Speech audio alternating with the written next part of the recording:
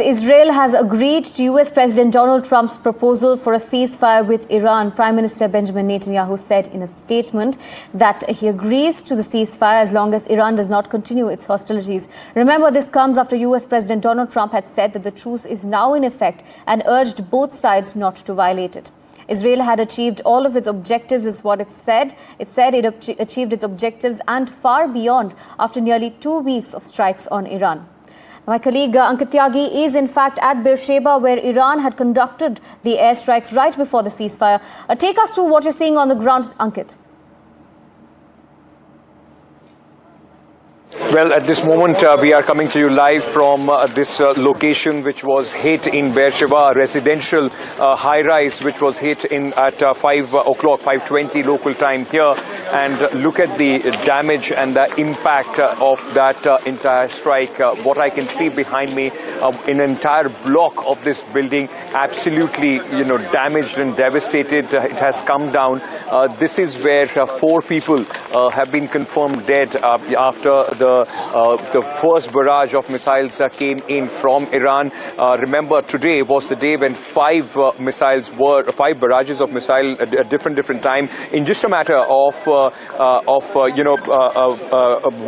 hour, little over 1 hour, these missile came all over in many places in Israel, and where we are standing at this moment has brought the worst impact, the worst effect of the barrage of missiles that came in right before the ceasefire came into effect. This is one of the the localities in Beersheba, one of the cities there, and you'll still see the rescue workers or right on top as well.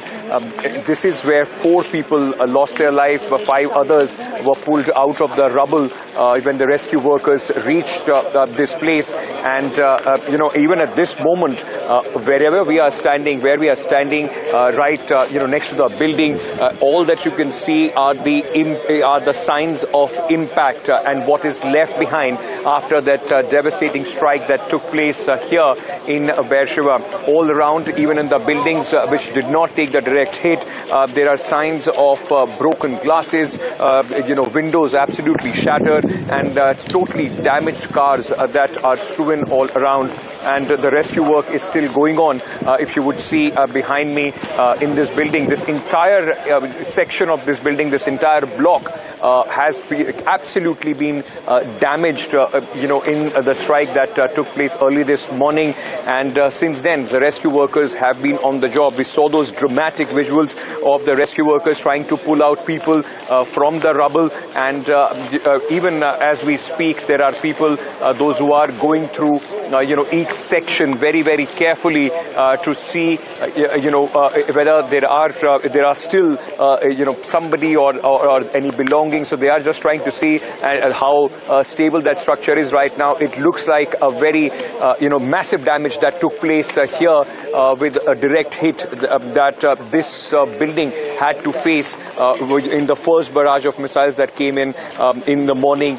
So far, just before the ceasefire, there were 5 barrages today that we saw coming in from the Iranian missiles. At this moment, at least, what we have been told is that till 7 p.m. The Israeli government is going to see how the situation develops before any further announcement is made as far as the ceasefire is concerned. But where we are standing tells you the devastating signs. The ruins of this building tell you the cost that this war, the 12-day war so far, has taken, the toll it has taken on the people of Israel. After this impact, both the countries, remember, have been in this continuous cycle of attacks and counterattacks.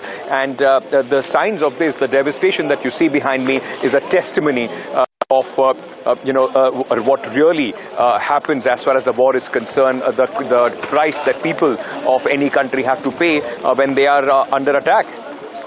Absolutely, Ankit, and we'd seen earlier as well that Iran was targeting residential areas in Israel, and this is perhaps the worst that Israel has been hit during this conflict.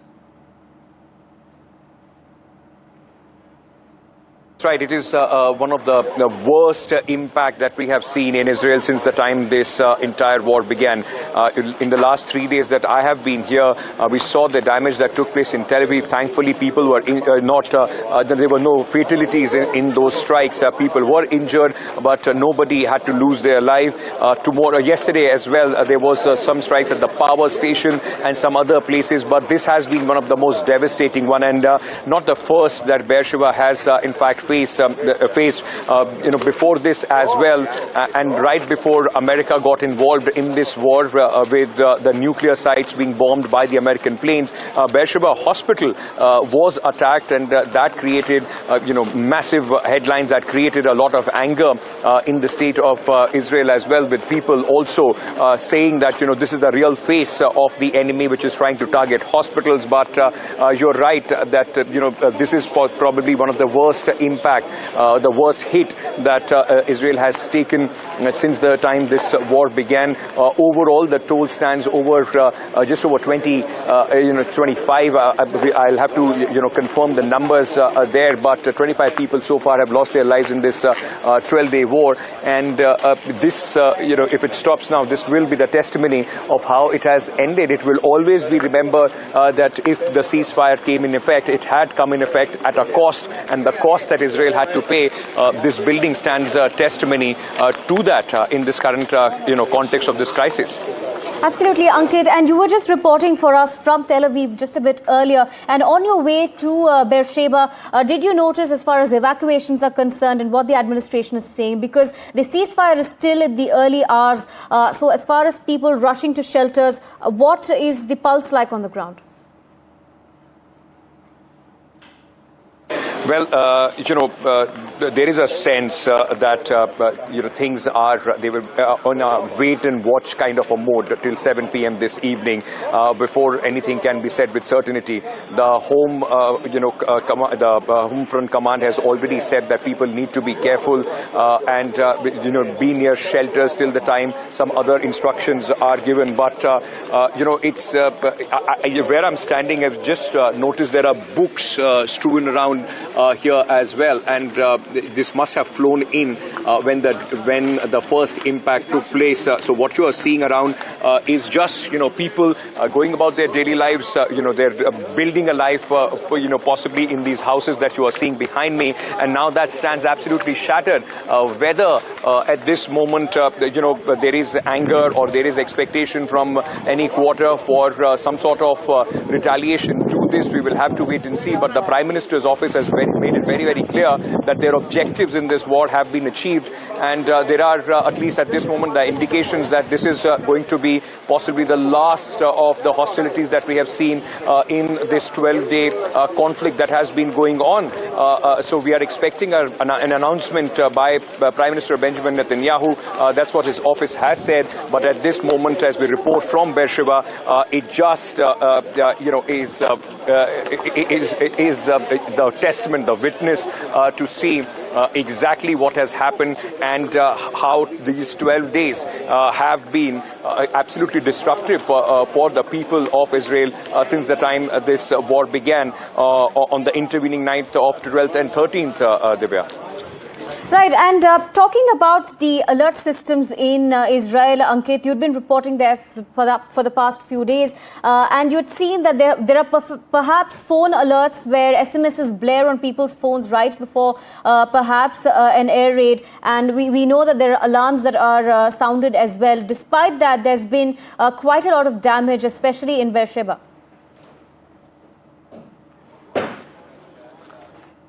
This is the direct hit. So in this building, the missile in fact came and hit directly, and that is why you see the massive amount of damage which have taken place. And while this building, the ruins, in fact I can't even call it a building anymore, the ruins that you see at this moment stands testimony of what was once a building which had people and their houses and their lives going on.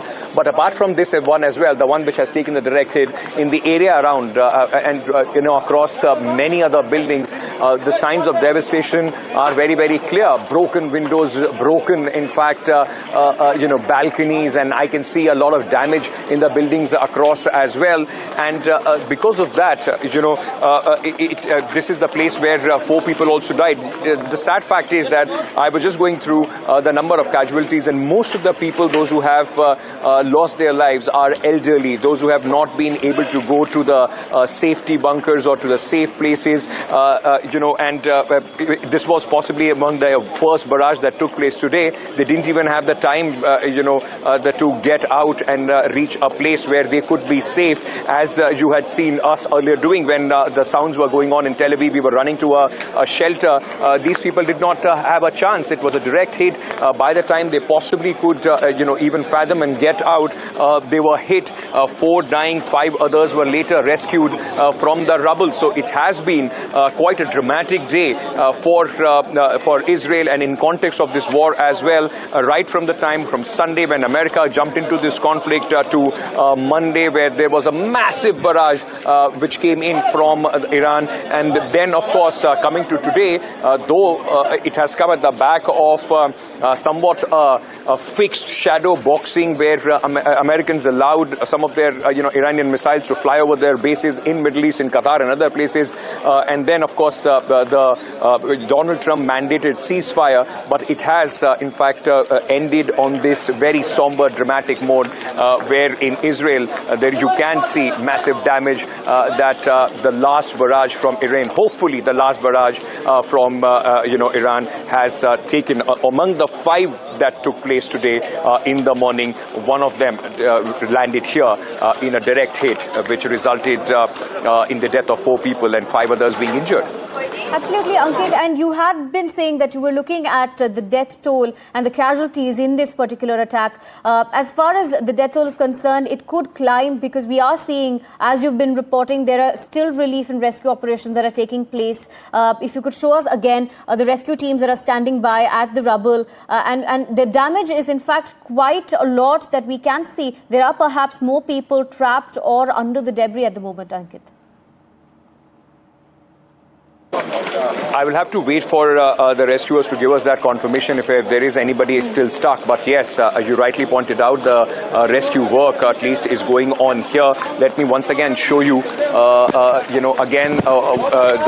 the rescue work is going on here. You will see right on the top of the building there that rescuers are still standing there. You could see a ladder, a lot of people in orange helmets right on the top of that building where they are standing in. In fact, it's not the top. It is. It seems like what could have been an apartment just below the terrace, which has taken direct hit and completely been destroyed, where the cops or the rescuers are at this moment standing. But as we speak, there are still a lot of activity going on. I can see beyond this wall damaged cars and massive portions of this building which have completely has come down. And this is where 4 people lost their lives, 5 others were injured. They were later, after a lot of effort by the rescue teams, were pulled out from this very rubble that you are seeing at this moment. Even the buildings behind this have been have taken